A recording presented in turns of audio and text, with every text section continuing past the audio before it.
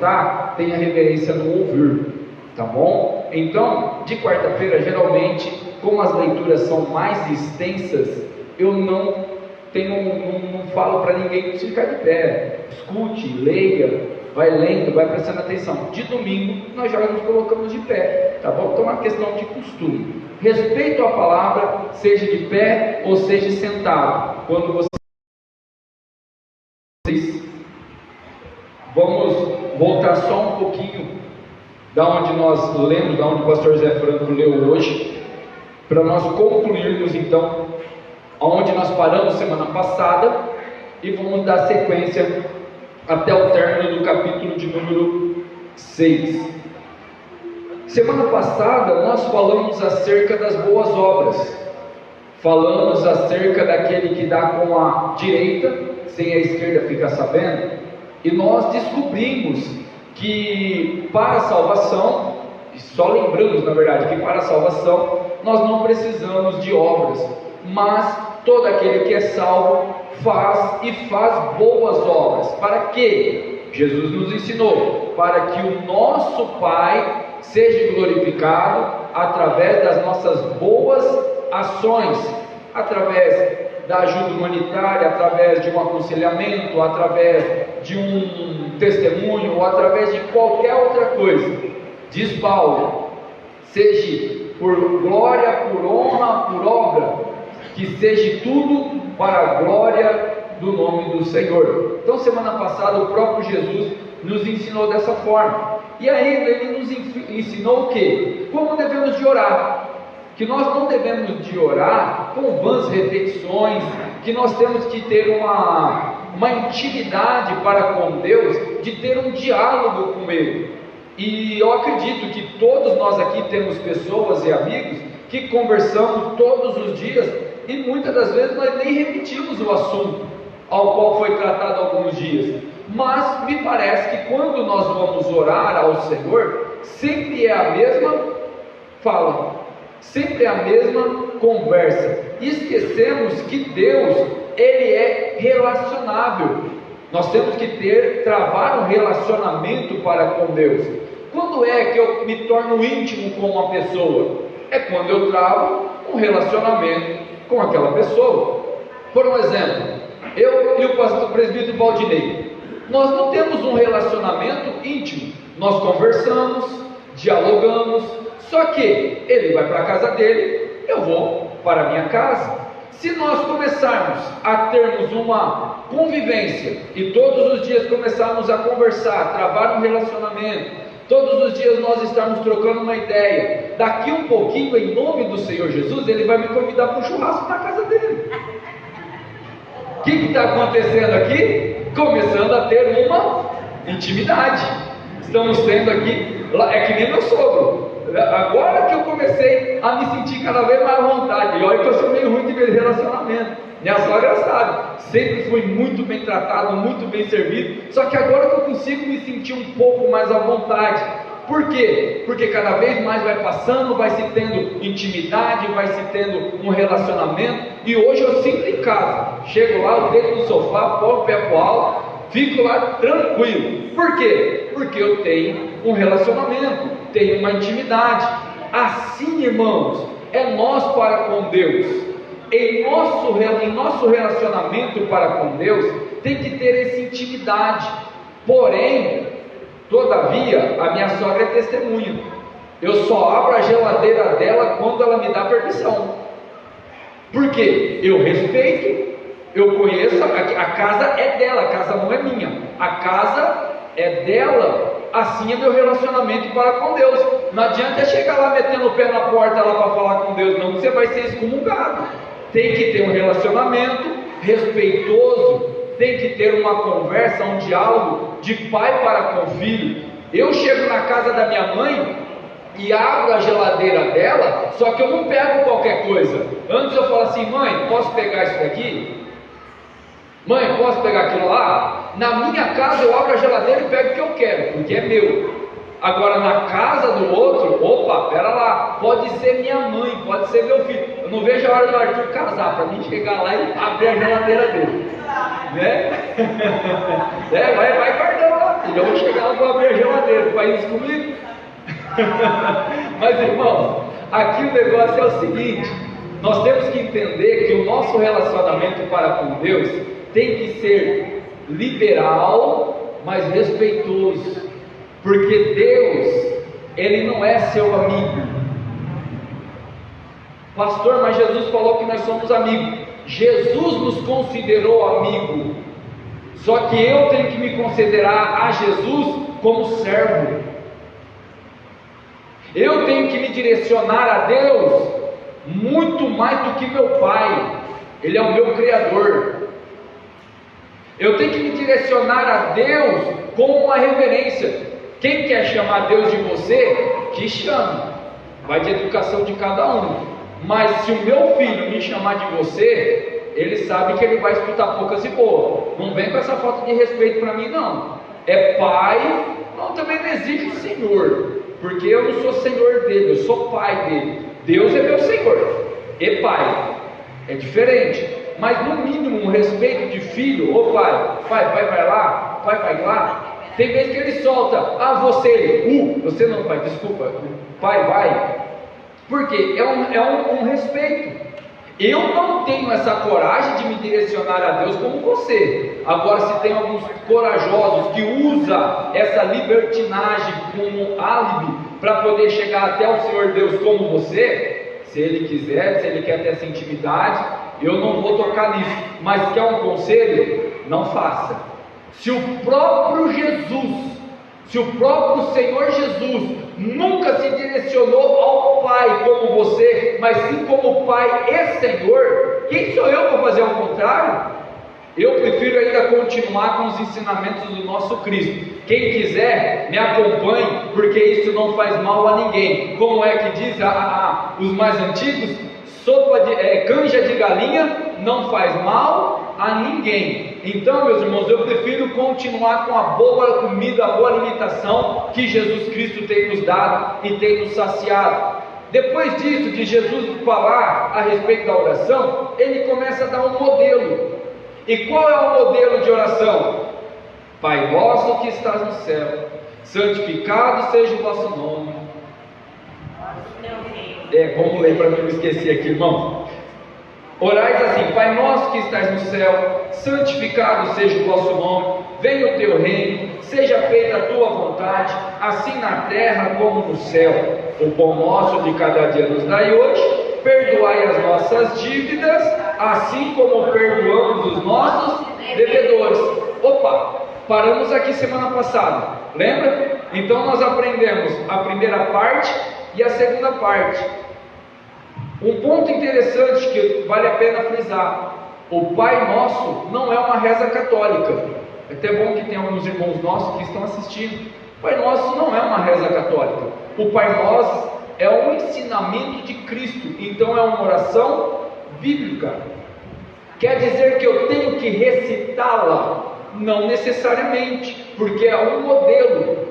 Jesus nos deu um modelo, e semana passada eu comecei a ensinar para vocês qual é o princípio desse modelo, de considerar Deus o Pai de todo o universo, o Criador de todas as coisas. Então, quando eu inicio a minha oração mostrando o meu entendimento, ao meu intelecto, de que Deus é soberano e que Ele é merecedor de ser colocado em primeiro lugar de todas as coisas, e principalmente na minha devoção, eu começo a entender quem é Deus.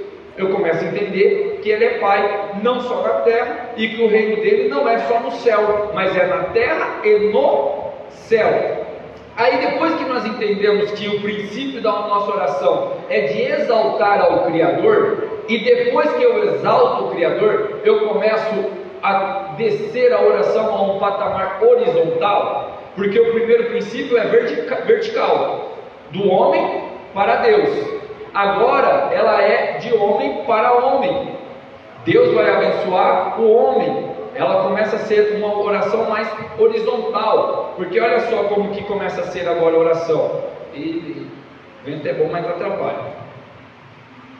Olha lá: o pão nosso de cada dia nos dai hoje. Não, isso daí pode deixar, irmão, isso daí está para o chão. É mais aquele lá só, mas é só para essa página, a outra já vai estar melhor.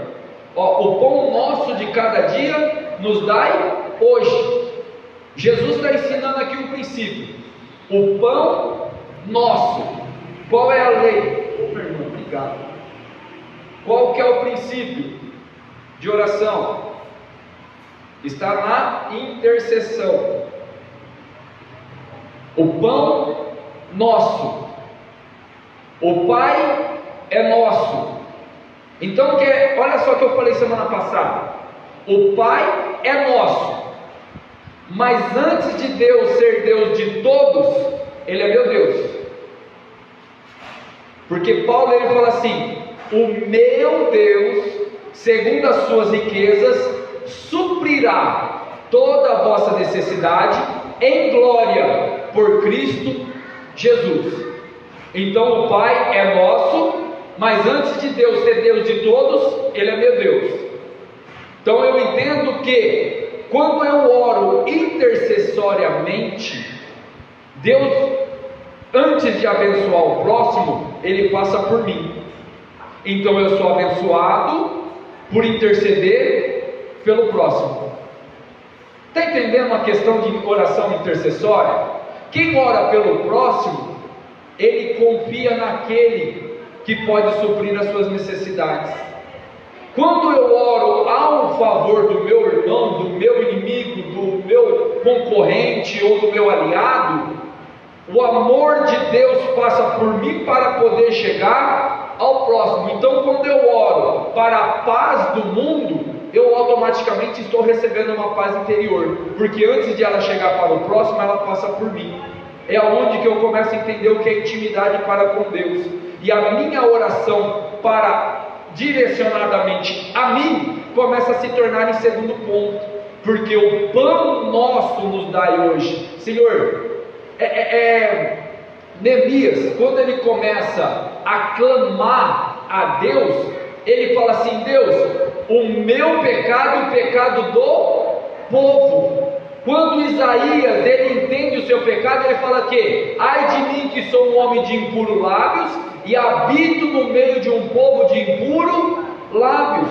Então a oração ela não está vinculada simplesmente ao indivíduo, apesar de assim puder fazer, mas ela está muito mais vinculada à oração a todos do que ao indivíduo. No livro de Jó fala que Jó orou pelos amigos, ele intercede pelos amigos.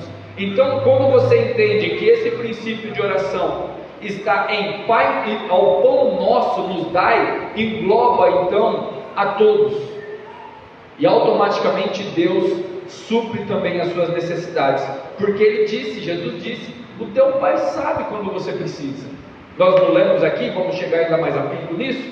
Então ele começa a falar: perdoe as nossas dívidas, assim como nós perdoamos os nossos devedores. Oh Deus, então eu vou ter que perdoar aqueles que eu tá me devendo. Então, coitado do banco, né? Não é? Mas não é assim que o texto está dizendo? Sabe como nós vamos entender melhor isso daqui? Abra por gentileza Romanos, capítulo de número 1,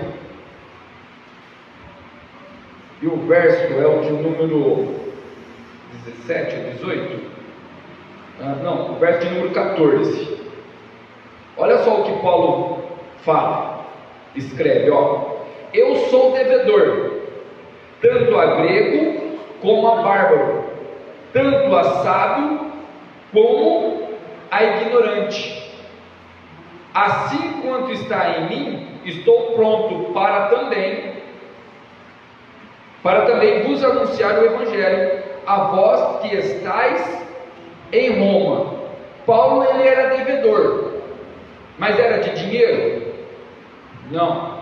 Então, primeiro ponto. Agora abra por gentileza Romanos, capítulo de número 13 e o verso de número 8. Agora nós vamos compreender com mais afinco o que Jesus está querendo dizer ali. Paulo nos descodificou, tá? capítulo 8, versículo de número 8: ninguém devais coisa alguma, a não ser o amor com que vos ameis uns aos outros, porque quem ama os outros cumpre a lei. Opa, então deu para entender aqui? Nós não temos que dever nada, a única coisa que nós temos que dever é o amor. Então volta lá de novo em Mateus: perdoe as nossas dívidas, como nós perdoamos também aqueles que nos devem. Qual é a dívida que nós temos? O amor. Então Deus me perdoa quando eu não amo, me perdoa quando eu não ajudo, porque eu também vou perdoar aquele que não me ajudou, eu também vou perdoar aquele que não me ama. Está englobado agora na questão de perdão, está englobado agora na questão do amor. Dívida aqui não é financeira, não é monetária, daqui a um pouquinho Jesus vai tratar isso, mas a dívida aqui é o amor para com o próximo, porque a lei que Paulo está falando é a mesma que Jesus falou: eu vou agora te dar uma nova lei, amai a Deus acima de todas as coisas e ao teu próximo como a ti mesmo. Então quem ama cumpre a lei, quem não ama desobedece a lei, se torna devedor. Deu para entender? Então a dívida aqui não é monetária, a dívida aqui é emoção, é sentimento, só que verdadeiro. Verdadeiro. Paulo, em uma das suas cartas, ele vai falar assim, que nós temos que amar com um amor intenso e verdadeiro. Por que ele fala e verdadeiro? Porque existe amor falso, amor interesseiro, amor toma lá da cá, amor vinculado a uma base de troca, um amor de tipo, eu vou ajudar, mas se ele não me ajudar, eu vou brigar com ele. Ou, mas na hora que eu precisei, ele não me ajudou. Você conhece gente assim? Nossa, eu já fiz tanto por ele, hoje ele não me ajudou. Ô miserável, você está querendo o quê? Um milagre ou um troca de favor? Porque já aconteceu, talvez você já aconteceu isso também, de você ter ajudado uma pessoa, aí passou-se um tempo, na hora que você estava precisando, aquela pessoa às vezes até tinha condição de te ajudar, mas não te ajudou. Só que Deus mandou alguém para te ajudar na hora que você estava necessitado. Sabe o que aconteceu aqui? Um milagre. Aí você viu a provisão de Deus. Quando você ajuda uma pessoa, ou ama uma pessoa, sem esperar em troca, dá com a direita, sem que a esquerda saiba, o que acontece?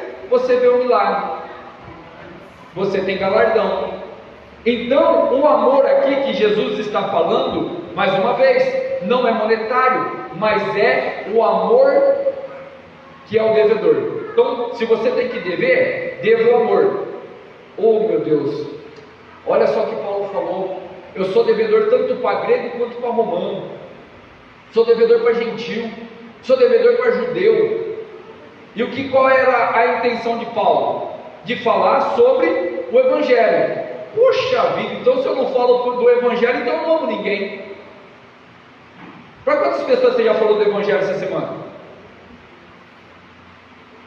Para quantas pessoas você já falou da salvação essa semana?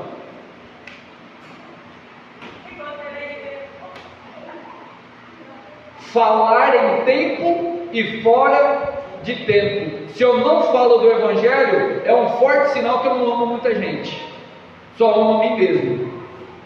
Não briga comigo não, é as escrituras que estão nos apontando isso, tá bom? Não ficar bravo comigo não, está aqui ó, é só a gente ler, está aqui. E quem está citando isso daqui, não é qualquer um não, é o próprio Deus, é Jesus encarnado, é Ele que está falando: ame, então fale da salvação, porque as coisas serão acrescentadas, tá bom? Aí a segunda parte, então eles não é esse daqui não, volta para cá, oxe, volta para cá, é aqui. E não nos conduza à tentação, mas livra-nos do mal, porque teu é o reino, o poder, a glória para sempre. Amém. Jesus pode tentar alguém? Não. Tiago fala: quando tentado, ninguém diga, de Deus sou tentado, porque Deus não pode tentar ninguém para o mal. Deus não pode tentar, Deus não tenta ninguém para o mal. Pastor, mas e aqui está assim, induza ou conduza. Como que a gente resolve isso? A ideia aqui do texto é acho que já deve ter bastante tradução que está escrito aí: não deixem cair em tentação. Tem alguma tradução assim? Não deixem cair aí? Tem algumas traduções que já está nesse sentido: não deixem cair em tentação. Qual que é o princípio aqui? É da soberania de Deus. Você já viu aquele texto bíblico que fala assim, que não cai uma árvore, não cai uma folha da árvore se Deus não permitir? Você já viu esse texto já? Não, né? Porque não está na Bíblia, gente. Não se assustem, mas está no Alcorão. Apesar de ser uma verdade, tá? Apesar de ser uma verdade, não está na Bíblia. Ó, tá vendo? Eu já falei isso daqui umas 5 vezes, vocês já. Não esqueçam mais, tá? Não está na Bíblia. E está no Alcorão. Acho que é na sexta surata. Acho que é a sexta surata. Está lá no Alcorão. Só que é uma verdade. A Bíblia nos dá ênfase disso também? Dá. A Bíblia nos dá ênfase de que Deus é o Todo-Poderoso e de que Ele tem a eminência de tudo. Nada está fora do seu poder e do seu controle. Se Deus permitir, acontece. Se Ele não permitir, não acontece. Quer um texto legal para a gente meditar? Judas, versículo 24. Olha só o que está lá em Judas, no versículo 24. Judas é o penúltimo livro da Bíblia, tá bom? Versículo 24, olha lá. Ora, aquele que é poderoso para vos guardar de tropeçar. Na carta de Judas ele está descascando a lenha, mas batendo bonito nas costas dos falsos mestres, dos falsos profetas, e também aqueles que seguem os falsos mestres e os falsos profetas, também estão tomando uma chibatada aqui de Judas, porque ele está falando acerca de que até os anjos foram enganados por causa das suas vaidades, os sodomitas caíram por causa da sua glória. Judas está falando de Balaão, que estava enganando o povo por causa de dinheiro. Vai falar de Coré, que caiu por causa da sua rebelião. Judas ele vai falar um monte de coisa aqui acerca disso, e está exortando os crentes da igreja daquela época a não se vincular a esses falsos líderes, a esses falsos mestres, a esses falsos profetas. Judas chega a chamar esses camaradas de sonhadores alucinados, porque eles falam aquilo que imaginam que é fato. Aí no final de tudo, Judas ele vai falar assim, que nós temos que arrebatar do fogo aqueles que já caíram, que nós temos que ajudar aqueles que já estão sendo enganados, e nós temos que olhar para nós mesmos, para que nós não venhamos ser manchados com o pecado que eles estavam sendo manchados. Depois que Judas dá toda essa exortação, dá essa orientação, dá os caminhos que devem de seguir para não cair no pecado, no engano, olha só o que Judas fala no verso 24. Ora, aquele que é poderoso para vos guardar de tropeçar. O salmista, no Salmo de número 127, versículo de número 1, diz assim: se Deus não guardar a casa, em vão vigia o sentinela. Estão entendendo o texto aqui? Não nos permita, não nos deixe, não deixe eu cair em tentação. O que Jesus está querendo dizer é a mesma coisa que Judas nos disse: que Deus nos guarde de tropeçar, porque se Deus permitir, cairemos. Se Deus não permitir, não cairemos. Está entendendo aqui? ainda que eu passe pelo vale da sombra da morte, não temerei mal algum, porque tu estás comigo. Essa é a ideia aqui da oração. Senhor, eu vou estar passando pelo vale da sombra da morte, mas não permita que eu caia, não deixe eu ser tentado, cubra os meus olhos, tampe as minhas vistas na hora que eu estiver passando pelo vale da sombra da morte. Se eu ver que ali tem um abismo, me dê condição de eu fugir pelo outro lado. O que o Jesus está nos ensinando é o que? Ser totalmente dependente daquele que pode guardar a nossa queda. Então, dentro da minha oração está envolvida confiança. Eu posso ter todo o intelecto, eu posso ter todo o saber, eu posso ter todo o conhecimento, mas se Deus não me guardar de vacilar os meus pés, eu caio, porque enganoso é o coração do homem.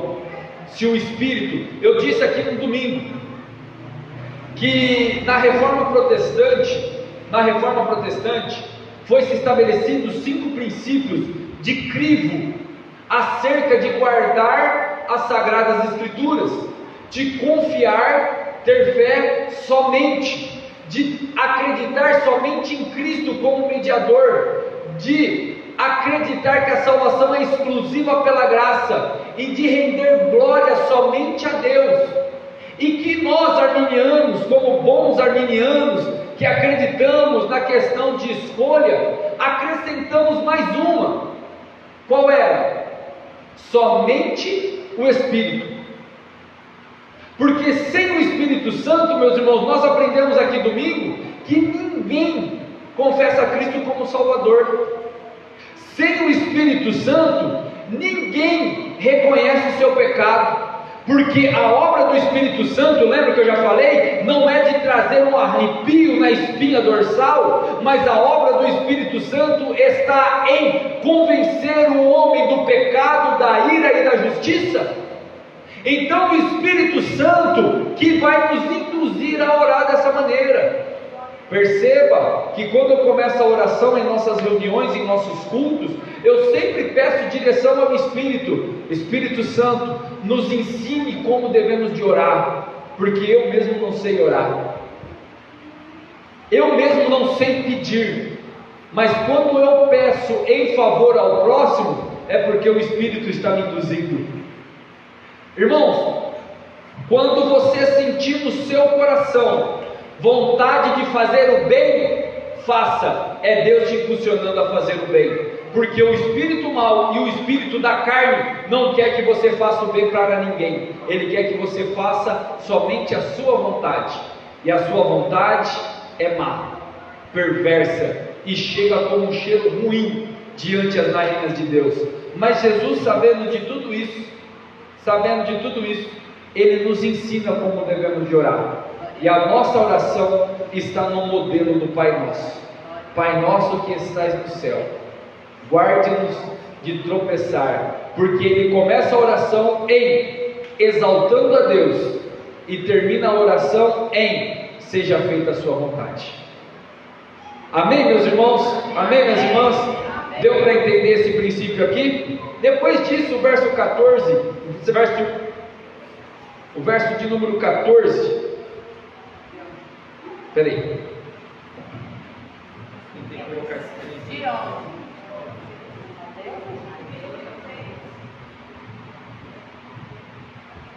Só não vou falar para desligar o ventilador, porque calor. Agora já acabou o problema. A partir do verso 14, Jesus vai ratificar, vai dar firmeza, vai dar fé mais ainda nas suas palavras. Olha o verso 14. Não, pastor, pode deixar agora. Já refrescou? Então vai. Isso aí, isso é companheiro, vai passar calor junto comigo. Olha lá. Porque se perdoardes os homens as suas ofensas, também o vosso Pai Celestial vos perdoará a vós. Irmão, segura firme aí que essa vai doer. Se porém não perdoardes os homens as suas ofensas, também o vosso Pai não vos perdoará a vós. Eu preciso explicar isso daqui?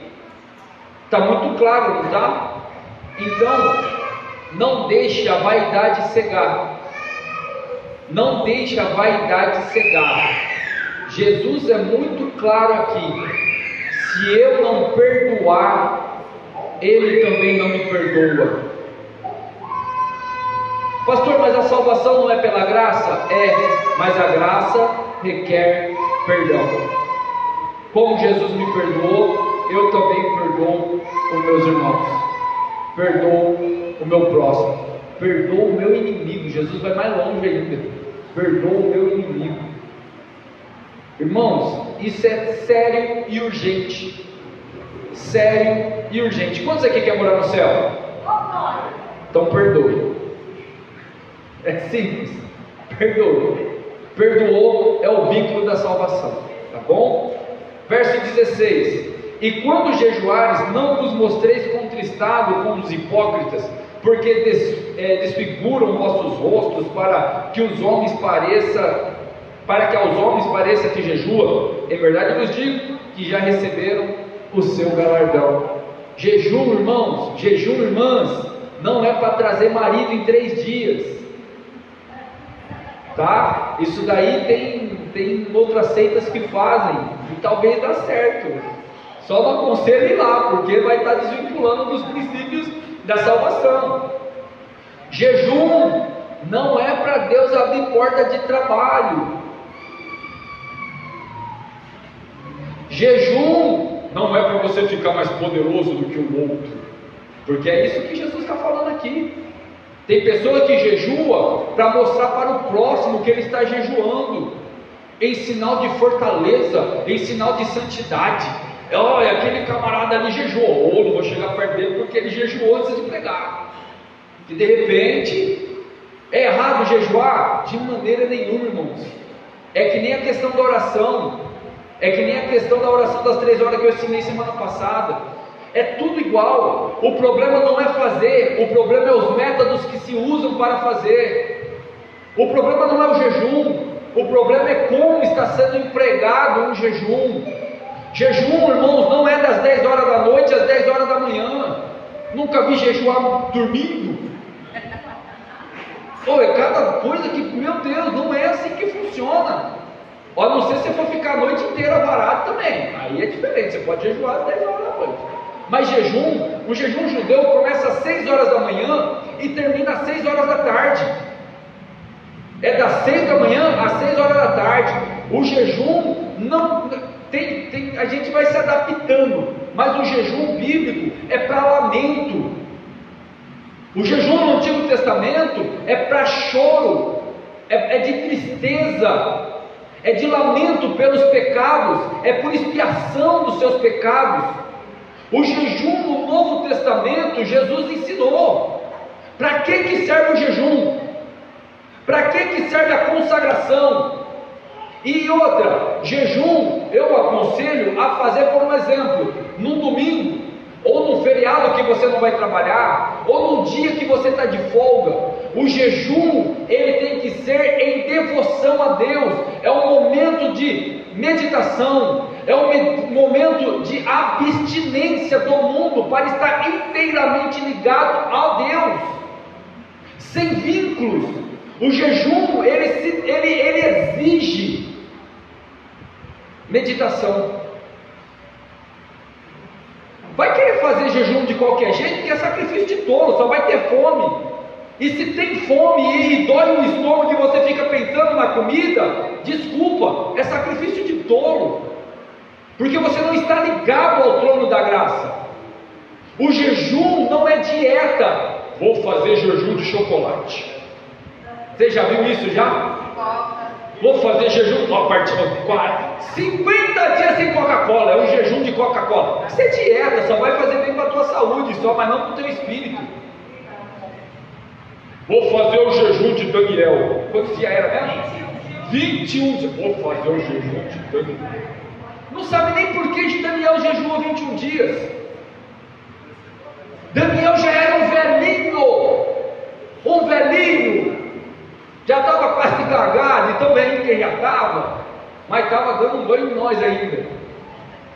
de conhecimento e intimidade para com Deus, mas ele era um velhinho, e ele não deduziu, eu vou jejuar 21 dias que Deus vai me responder nos 21 dias. Não, meus irmãos, se fosse 60 dias Deus responder para ele, ele ia continuar na mesma pegada por 60 dias. É que demorou-se 21 dias para Deus responder. Ponto.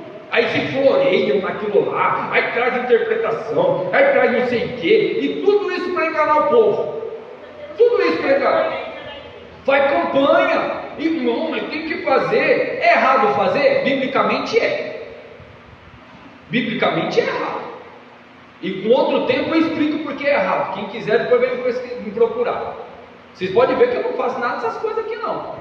Campanha é o filme da divindade de Deus. Deus faz a hora que Ele quer e acabou. Aí eu vou fazer uma campanha de 10 dias. E se Deus não fazer nada em 10 dias? Você vai desviar? Quantos já não se desviou e não voltou nunca mais para a igreja? Propósito com Deus não tem nada a ver com essas invencionices de homem. A Bíblia nos ensina como devemos de orar, como devemos de pedir. Jesus não falou que nós não temos que jejuar, Jesus não falou isso, mas Ele falou como devemos de fazer, e agora Ele dá o princípio do porquê do jejum. Vamos lá, chegaram os discípulos de João Batista. Vocês estão jejuando? Estamos, beleza. Chegaram em Jesus e falaram assim: Jesus, os discípulos de João Batista estão jejuando, e por que os teus não estão jejuando? Qual foi a resposta de Jesus? Como eles podem jejuar sendo que o noivo está aqui? O noivo está com eles estão aqui comigo, eu estou presente, então eles não precisam se lamentar, eles não precisam me buscar a minha face, eu estou aqui, eles estão comigo. Mas vai chegar um dia que o noivo será levado, aí então eles jejuarão. Para que serve o jejum?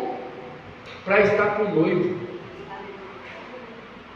O jejum é único e exclusivo para estar aos pés do noivo. Se a minha intenção primária for de estar juntamente com o noivo, aí a consequência.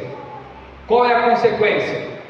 Intimidade, dons espirituais, visões, profecias, relacionamento sincero diante de Deus. Busca primeiro o reino, busca primeiro a intimidade, e depois os demais, que é o bom, que é a comida, que é a bebida, será acrescentada na sua tenda. Está vendo como nós invertemos os valores? Tem pessoa, irmão,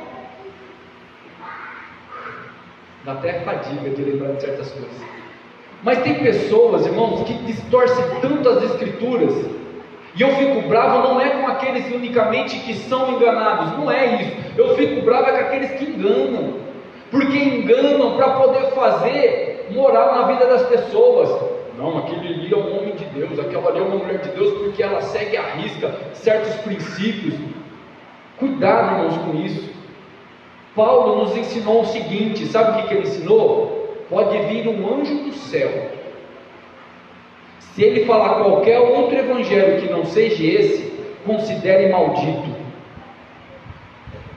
tenha como anátema, jogue fora, porque se eu pegar qualquer outra coisa que não esteja certa com as escrituras, maldição chega à minha tenda.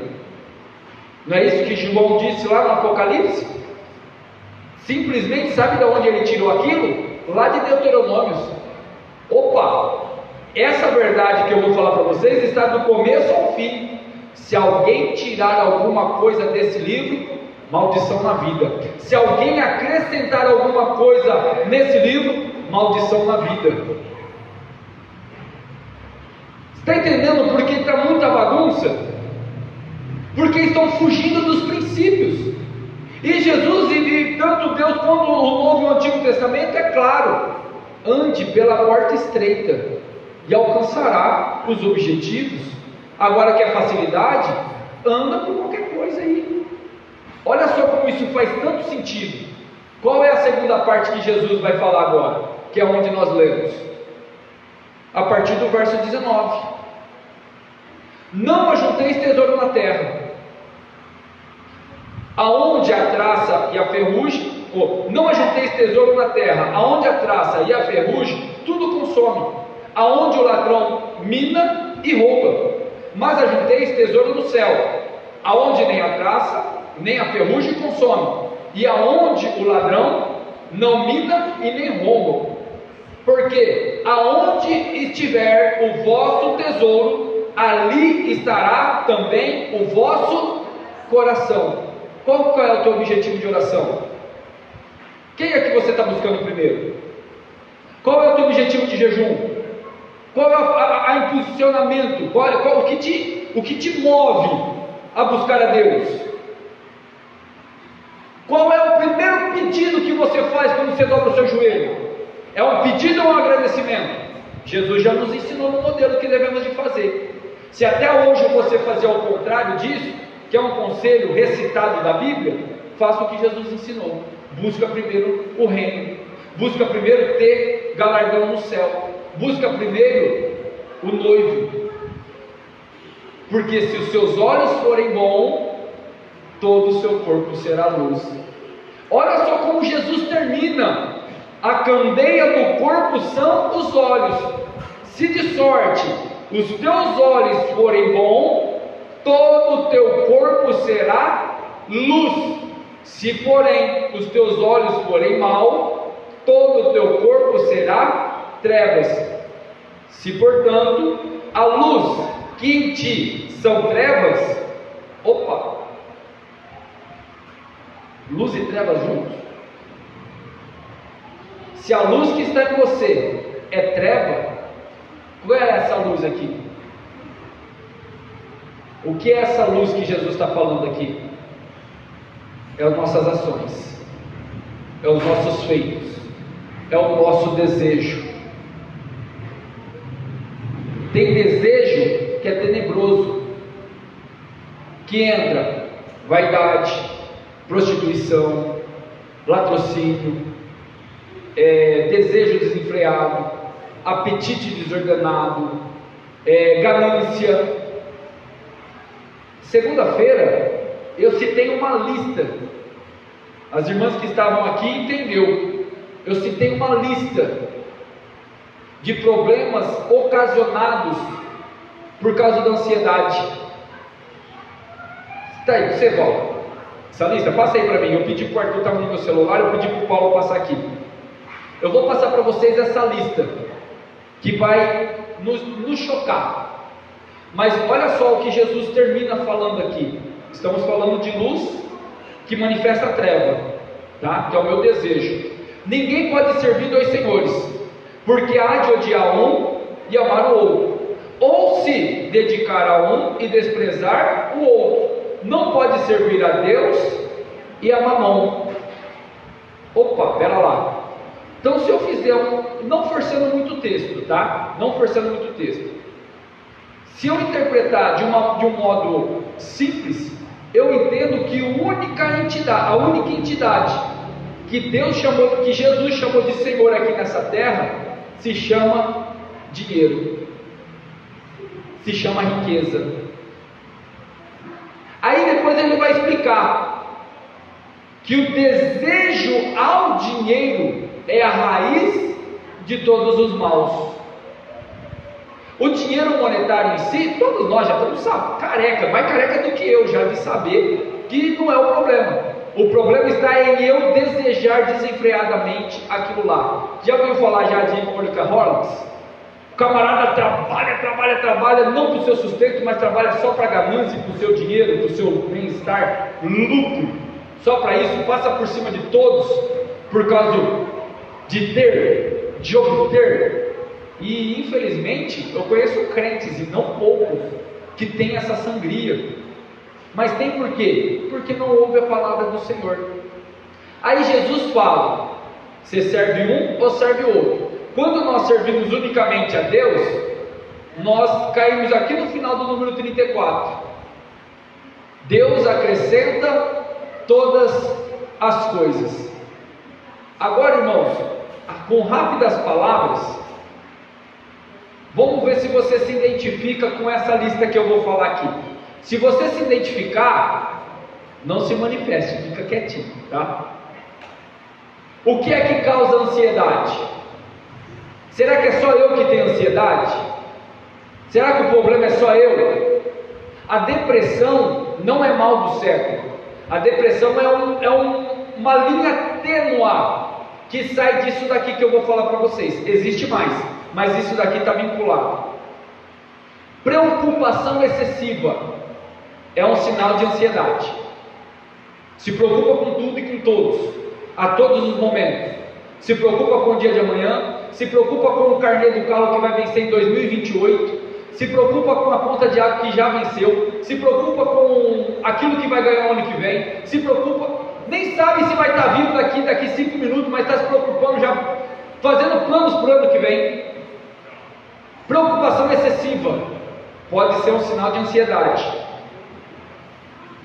Inquietação, agitação. Sabe aquela pessoa que não para? É aqui, é ali, vai para cá, vem para cá, vai para lá, não consegue ter 1 minuto de sossego. A hora que a mente vai falar, vou descansar, lembrei daquilo, já vai fazer aquilo lá de novo? Pode ser um sinal, hoje não se entrega, pode ser um sinal de ansiedade. Fadiga excessiva, não fiz nada, mas estou cansado. Não peguei um copo, mas estou cansado.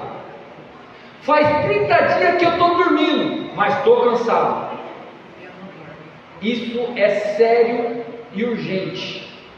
Não estou falando aqui como se diz, com zombaria, misericórdia. Eu estou falando isso que é sério e só estou mostrando que não é só você, é muita gente que está embarcado nessa onda de ansiedade, que é sério e urgente, exige atenção, porque uma dessas daqui não tratada abre espaço para todas.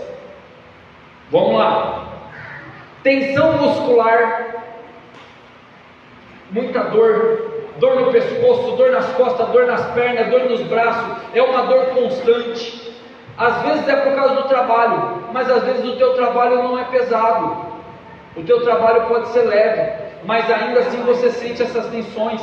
Pode ser um problema sério.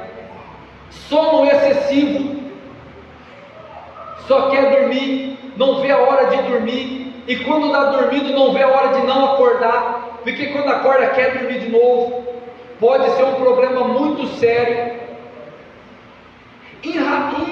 Irritabilidade, se irrita com qualquer coisa. Eu disse aqui para as irmãs ainda, elas ficaram bravas comigo. Falei, tadinho, os maridos é tão bonzinhos, elas ficam bravas com eles.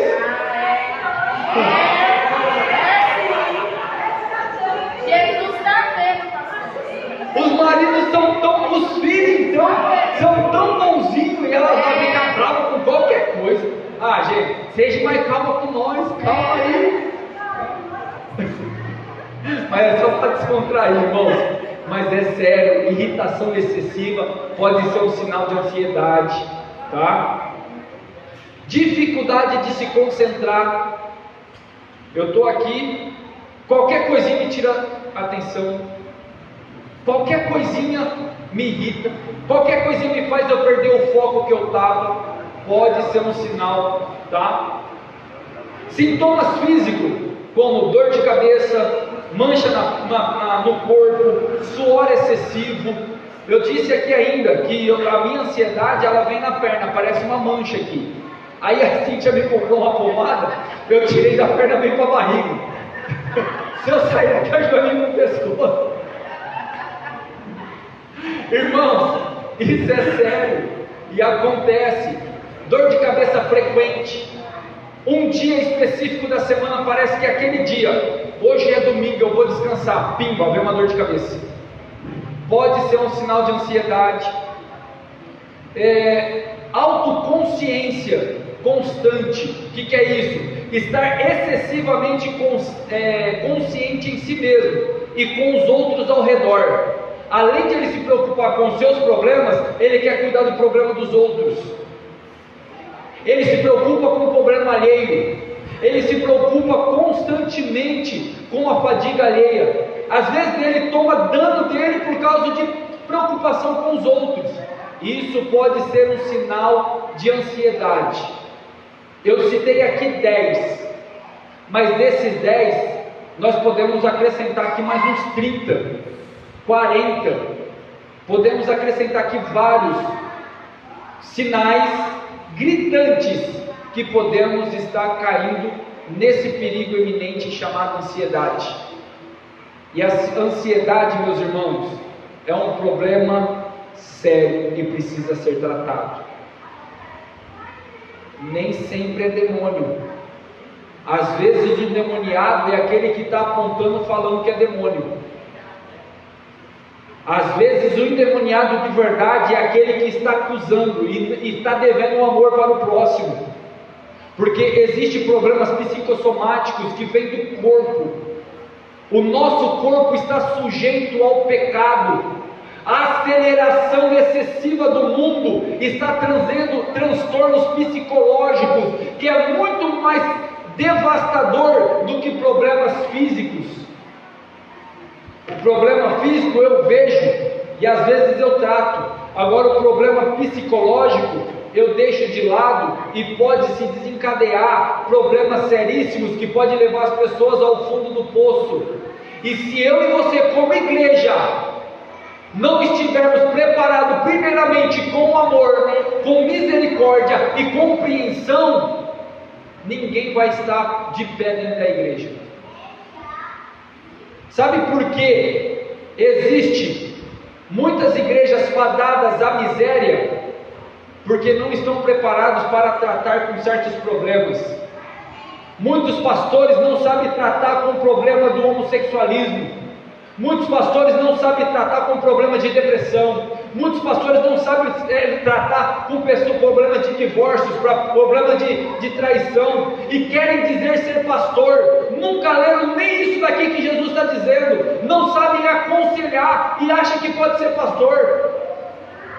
Crentes no nosso meio morrendo, com todos esses problemas que eu acabei de citar, e nós passando que nem o fariseu passando do lado daquele camarada que estava deitado no meio do caminho. E quem foi lá ajudar o que estava necessitado? O bom samaritano. É uma chacoalhada na igreja. Nós queremos ser santos demais e não conseguimos ver o problema do próximo na nossa frente. Que santidade, que amor é esse? Que igreja é essa que nós somos? Eu vou falar o que eu falei aqui segunda-feira, e se a pessoa que falou estiver aqui, peça perdão daquilo que falou. Eu não sei quem falou, tá? Eu não sei, e também não quero saber, para eu não ficar bravo com a pessoa. Aconteceu um problema aqui esses tempos atrás de um dos nossos irmãos ter passado por uma crise, e nós como igreja temos que estar aptos para ajudar. Teve um que falou assim: não, tem que orar porque isso daí pode ser demônio. Demônio é quem falou. Demônio é quem falou. Judas, quando saiu para tratar, para entregar Jesus, ele não entorceu as mãos e nem ficou fazendo assim: ó, eu vou entregar Jesus. Não. Ele fez o quê? Foi lá, vendeu Jesus, voltou até Jesus, deu um beijinho no rosto de Jesus e entregou ele. Cuidado. Eu estou falando isso para a igreja diante de gravação, porque isso é muito sério, é muito preocupante. O despreparo que a igreja está em amar o próximo, o despreparo que a igreja está em ajudar o próximo. Eu quero entender que a pessoa que se comunicou dessa maneira é uma pessoa que não entende o que é isso. Mas nós que entendemos, sabe o que nós temos que fazer? Eu falei que eu fico bravo aqui, né? Mas também não vou ficar tão mais, não, já passou. Sabe por quê? Porque eu entendo a ignorância. Porque poderia ser eu. Será que nós já não pensamos isso do outro? Será que eu nunca julguei o outro também? Lembra do sonho da cobra que eu tive? Quando eu me coloco no lugar do ofensor, eu começo a agir com misericórdia também. Jesus está nos ensinando aqui que eu posso ofender as outras pessoas, e talvez eu já ofendi, e talvez eu já falei.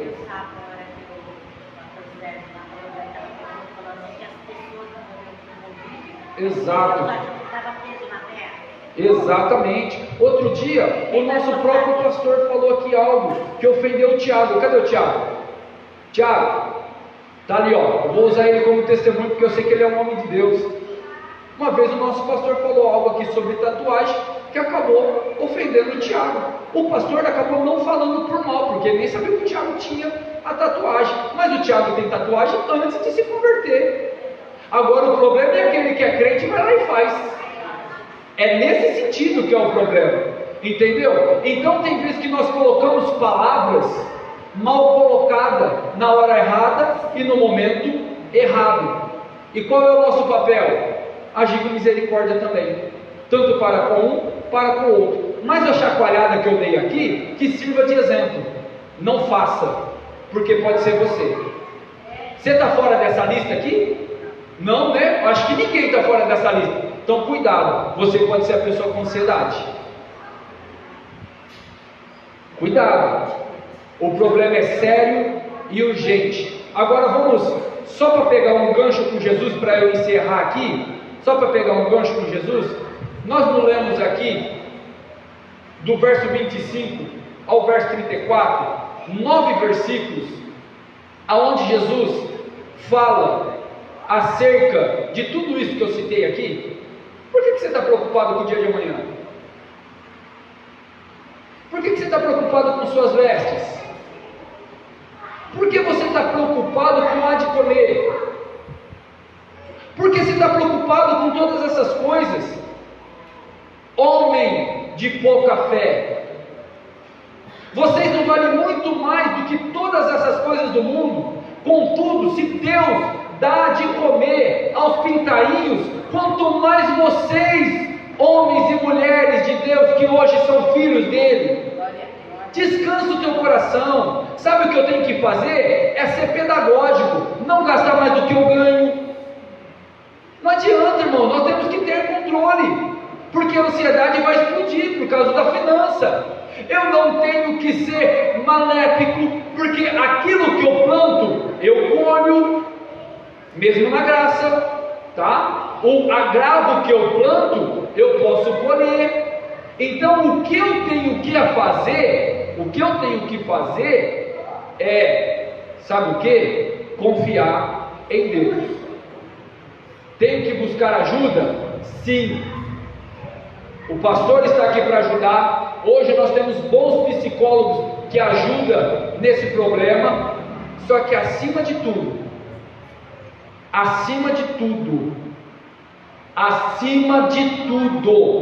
verso 33 e 34, mas buscai primeiramente o reino de Deus e a sua justiça, e todas estas coisas vos serão acrescentados.